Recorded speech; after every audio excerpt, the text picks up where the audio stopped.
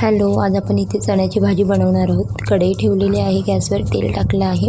जिरं, मोहरी, तेजपत्ता, हिरवी मिरची, अद्रक लसूणची पेस्ट, कांदा टाकूयात. कांदा छान सोनेरी रंगावर परतला की त्यामध्ये टोमॅटो टाकूयात. टोमॅटो लवकर शिजण्यासाठी मीठ टाकूयात. मीठ टाकून 5 मिनटं टाकून ठेवून टोमॅटो गळेपर्यंत आपण शिजवून घेणार आहोत. इथे मी चणे आधीच कुकरला शिजवून घेतलेले आहेत. चणे शिजवताना मी त्यामध्ये हळद, थोडंसं लाल मसाला, थोडं मीठ टाकलेलं आहे.